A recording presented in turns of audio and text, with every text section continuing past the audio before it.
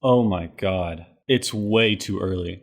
That was probably 4 hours of sleep, I think, and that was after traveling 9,000 miles.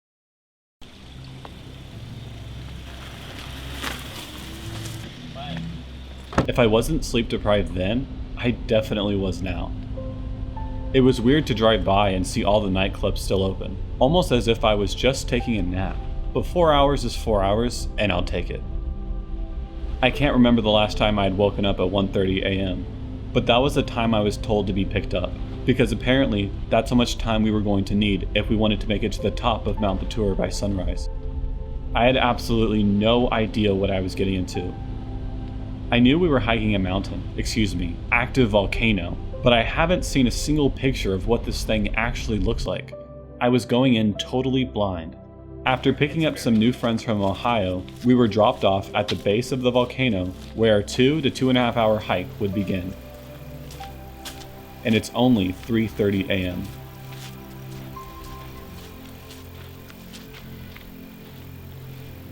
It was eerily quiet and oddly peaceful. Never have I seen so many stars in the sky. And while I had no idea where I was, or really even who I was with, I could still take comfort in the chill breeze of the night. Ready? You're getting lost back there. Yes. I figured you guys would just kept walking.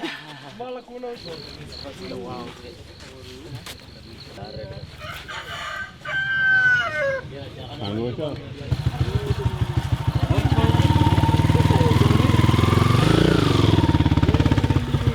You guys just want to take a bike? It wasn't long until we made it to the first base camp. And while we had been climbing for half an hour, there was still no peak in sight. But it wasn't long before we could see the dancing lights of a sleeping world below us. It was almost as if the stars were a reflection of the humanity down below. Halfway up, the climb began to get much more difficult. We would stop to catch our breath every now and again, since we were all sweating profusely, but it was clear the path was getting only more difficult. At this point, I had no idea where I was or where I was going. All I could do was think to myself, what the hell have I gotten myself into? It's now 5 a.m. At least we can see the top, which is all the way up there. That is? That one? Red side. That's the hard way. The only thing keeping us going was the light tower at the peak and a race against the rising sun. I had spent the last 4 hours getting here, and there was no way I was slowing down now.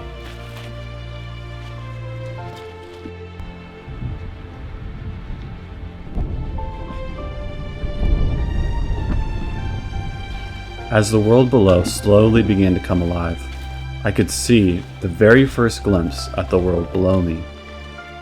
And as I looked out for the very first time, I was left completely speechless. For just a moment, you couldn't help but to think that even you were higher than the gods.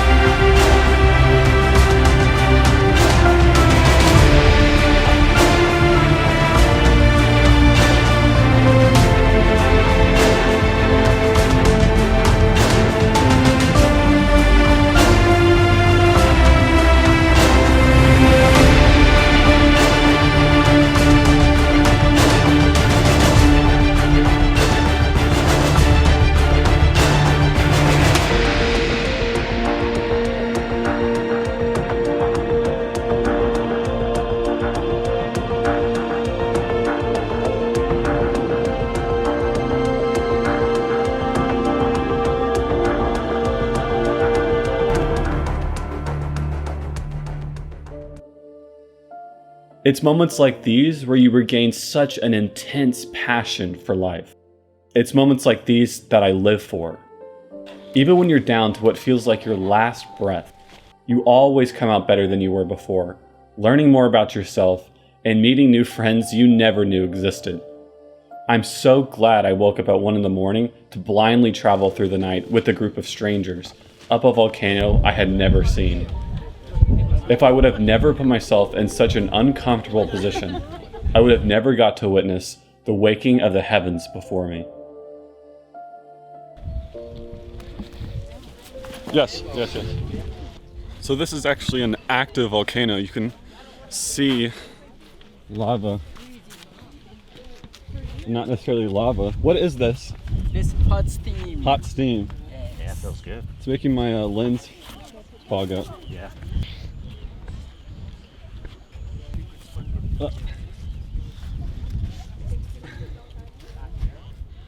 Hot steam. They blow this fire to the steam. Yeah.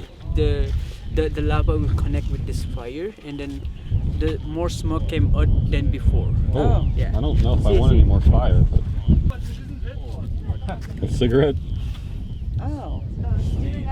Oh my god, that feels so good. Feels like I know, it feels like a good. sauna, like, you know.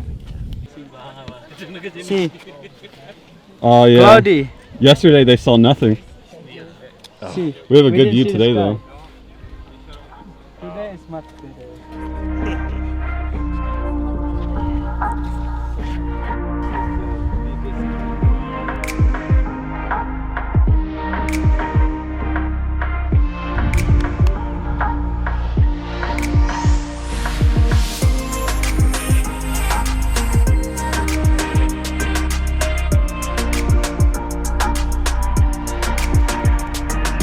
So now we get to start the long path down. It's also very slippery. On the way up, it didn't seem slippery.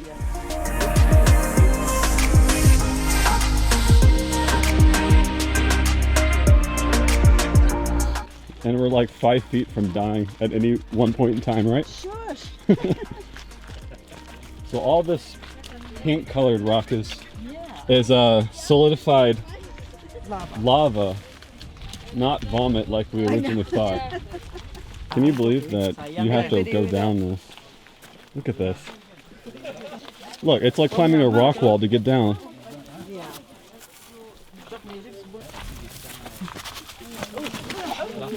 Okay. Yeah. Yep. Sure. Yep. After spending an hour at the peak and eating a traditional Balinese breakfast, which really was just eggs and white bread, we began to make the long hike back down, except this time we were actually able to see everything that was around us, including Lake Batur, the largest body of water on the island. And if you look closely, you can even see remnants of the last volcanic eruption, evidenced by the pool of solidified igneous rock out in the distance.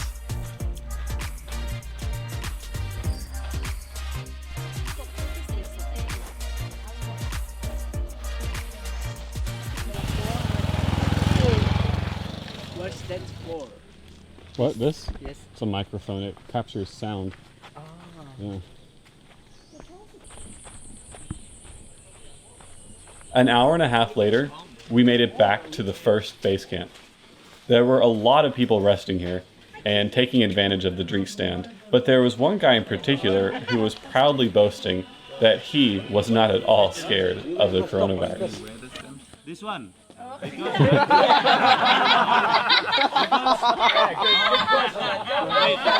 give you reason why I'm using mask. I'm coping. I don't want to spread to my friend. Because he is corona. No, because see, lot of fire smoke. It's not good because I'm riding a bike. It's pollution.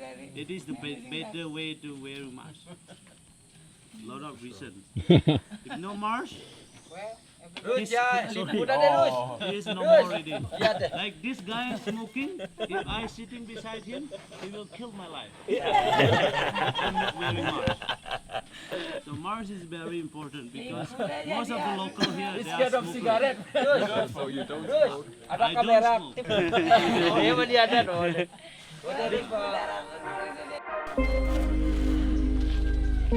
Slowly, the dense jungle that had become our home all morning began to clear, and I had never been so happy to stand on flat, level ground. And as we stared up from the ground, it was hard to believe that I actually was all the way up there just a couple hours ago.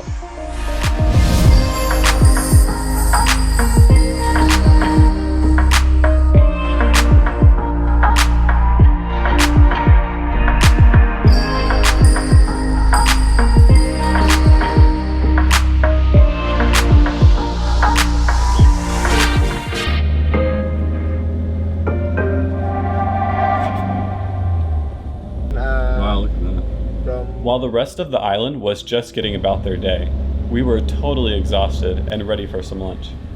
Our driver volunteered to take the more scenic route back to Ubud, where we could look out and see all that we had conquered this morning. Even though all I wanted was a bed and a fruit smoothie, I'm never one to pass up an opportunity for a good view. Take a look at this view over here. Look at this.